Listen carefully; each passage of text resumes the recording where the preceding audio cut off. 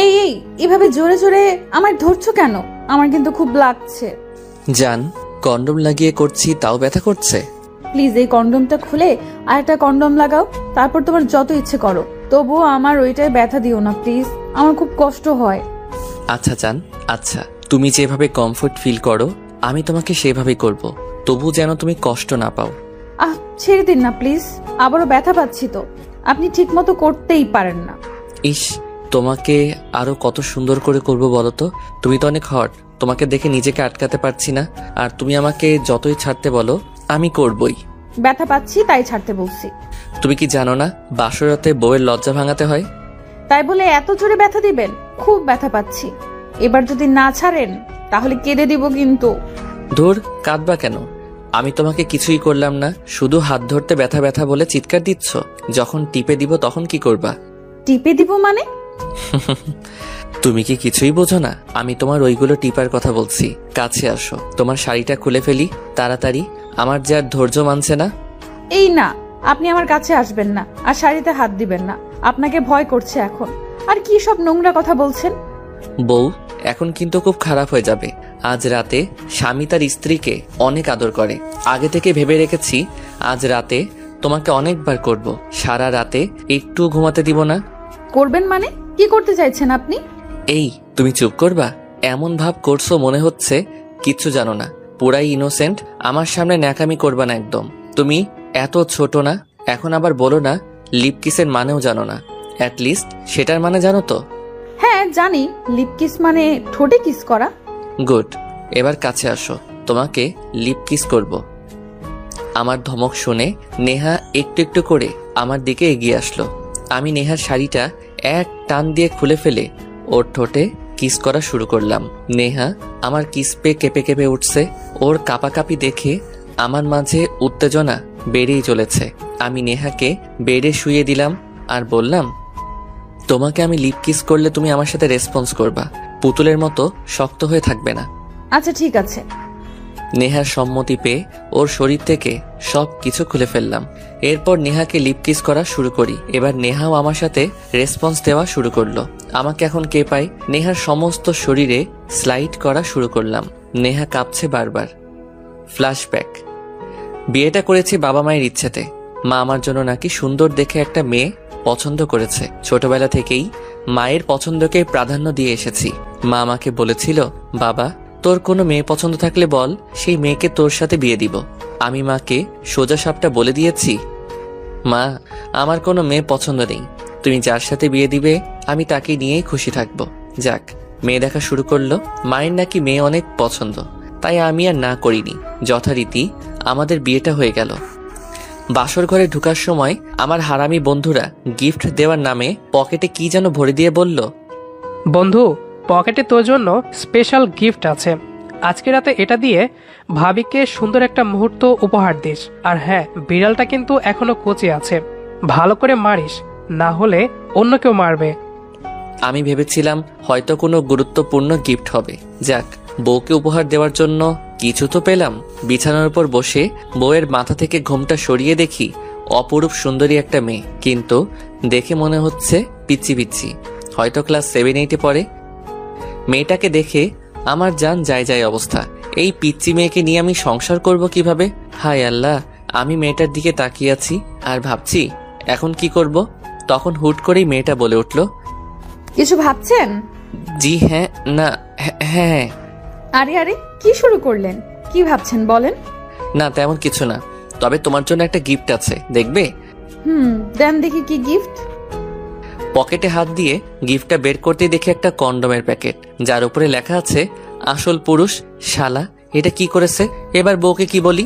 যেভাবেই হোক ম্যানেজ করতে হবে। তখন নেহা বলল, এটা কি? না মানে এটা কন্ডোম। কন্ডোম? এটা আবার কি, খায় না মাথায় দেয়? আর এটা খায়ও মাথায়ও দেয় না, এটা দিয়ে ওইসব করে। আচ্ছা, এখানে আসল পুরুষ কেন লেখা? আপনি কি নকল পুরুষ? হাই আল্লাহ, বলে কি? মানে আসলে আমি তোমার বর, আর ওটাই আসল পুরুষ মানে হলো এটা হলো একটা প্রোটেকশন। এটা দিয়ে কি করে?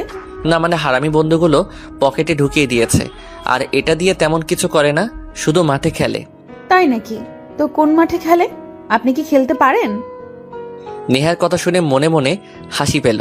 আরে কত খেলেছি, কলেজে পড়াকালীন সময় কত গার্লফ্রেন্ড ছিল হিসাব নেই। প্রতিদিন এক একটাকে নিয়ে নাহিদের হোটেলে যেতাম আর খেলতাম। আর ও আমাকে বলছে খেলতে পারি কিনা, তাই ওকে বললাম হ্যাঁ পারি, তবে কার সাথে খেলবো সেটাই তো বুঝতে পারছি না। আচ্ছা, এটা কোথায় লাগিয়ে খেলতে হয়, পায়ে না হাতে? দেন আমি লাগিয়ে দিচ্ছি, আপনি খেলবেন, আমি দেখব। এই না না, এটা তোমার জন্য না। না না, বলেন কোথায় লাগাতে হবে, আমি লাগিয়ে দিচ্ছি। মানে তোমাকে বলা যাবে না, এটা গোপন জায়গায় লাগাতে হয়। গোপন জায়গা? সেটা আবার কোথায়? লাগান না, আমি দেখবো। লাগান না। কিভাবে যে বলি, এটা এমন এক জায়গায় লাগাতে হয়, সেটা কেমনে ওকে দেখাই। পিচ্চি মেয়েকে নিয়ে পড়ে গেলাম ঝামেলায়। কন্ডোমের প্যাকেটটা ছিঁড়তেই নেহা বলে উঠল, আরে এটা তো বেলুন, দেন না একটু ফু দিয়ে বড় করি। আরে আরে কি করছো, এটা বেলুন না, এটা কন্ডোমের প্যাকেট। হ্যাঁ, আপনাকে কইছে এটা কন্ডোম, এটা হলো বেলুন। ছোটবেলায় এসব নিয়ে কত খেলেছি। ভাইয়া প্রতিদিন এই বেলুনগুলো নিয়ে আসতো, আর আমি এগুলো চুপ করে নিয়ে ফু দিয়ে বড় করতাম আর আকাশে উড়াতাম। আপনি কি জানেন এটার উপরে যে তেল আছে না, ওইটা তো আমি মুখে মাখতাম, ওই যে কি সুন্দর লাগতো, ইস বলে বোঝাতে পারবো না। নেহার কথা শুনে আমি শিহরিত। এই মেয়ে কি বলে এসব? আমি আগ্রহ নিয়ে ওকে বললাম, তা আর কি কি করতে? আরো কত কি করতাম। যাক, আপনি এটা আমাকে দেন, আমি একটু ফু দিয়ে বড় করি। শোনো, এটা ফু দেওয়ার জিনিস না, এটা হলো মানে ব্যবহার করার জিনিস। প্রোটেকশনের জন্য এটা ব্যবহার করতে হয়। ইস বললেই হলো। আচ্ছা, আপনি না এটা কোথায় লাগাবেন, তো লাগান না, আমি দেখব। এটা লাগানো দেখলে তুমি আবার ভয় পাবে না তো? না, কেন ভয় পাবো? আমি কন্ডোমটা বের করে নেহার হাতে দিলাম, ও ওটা ধরে রাখলো। আমি প্যান্ট খুলে ফেললাম। নেহা আমাকে প্যান্ট খুলতে দেখে বলল, এই আপনি প্যান্ট কেন খুলছেন? কেন, কন্ডোম লাগাবো তাই। কোথায় লাগাবেন? কেন ওইটাই? ওইটা মানে কোনটায়? প্লিজ আপনি প্যান্ট খুলবেন না। প্যান্ট না খুলে লাগাবো কেমনে? না খুললে হয় না? না হয় না। আচ্ছা তাহলে খুলুন। আমি প্যান্ট খুলতেই নেহা আমার ইয়েটা দেখে জ্ঞান হারিয়ে ফেলে। আমি আবার তাড়াতাড়ি করে প্যান্ট পরে নেহাকে ডাকতে লাগি। নেহার মুখে পানি দিতেই জ্ঞান ফিরে আসলো। সাথে সাথে নেহা বলে উঠল, আপনি খুব খারাপ। ছি, আপনি আমাকে কি সব দেখাচ্ছিলেন? কি সব মানে? মানে ওই যে ওইটা, আমি কালকে আন্টিকে বলে দিব আপনি আমার সাথে ছি। আপনি নাকি অনেক ভালো ছেলে, এখন দেখছি আপনি কত বাজে ছেলে। ইস, মেয়েটা যে পিচ্ছি এটা আমার ঠিক মনে ছিল না। পিচ্ছি মেয়ের সামনে কি সব করেছি, এখন যদি বাইরে গিয়ে কাউকে বলে দেয় তাহলে তো মান সম্মান সব শেষ হয়ে যাবে। তাই ওকে চুপ করার জন্য বললাম, আচ্ছা তোমার কি কোনো বান্ধবী আছে? কেন, আমার বান্ধবীর সাথে আপনার কি কাজ? তুমি আজকে তার কাছে গিয়ে বলবে কন্ডম কি কাজে লাগাই, ওকে? কিন্তু আপনি যে। এসব বাদ দিন, চলেন নাস্তা করে আসি। আমি নেহাকে নিয়ে নাস্তা করে একটু বাইরে বের হয়ে গেলাম।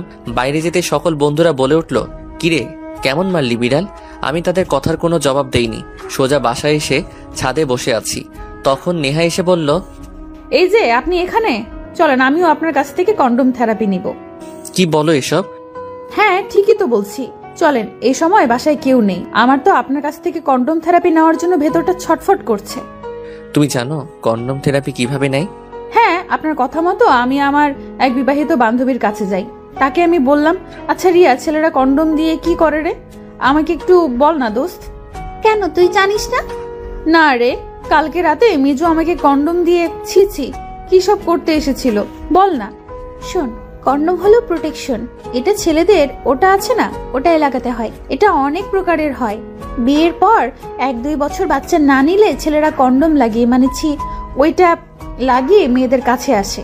এতে প্রথম একটু কষ্ট হলো, পরে 2 বার কাছাকাছি আসলে সব ঠিক হয়ে যায়। তোকে যখন দোলা ভাই আদর করবে না, তুই যে কি লেভেলের সুখ পাবি রে, বলার মতো নয়। বিশ্বাস না হলে বাসায় গিয়ে ট্রাই কর।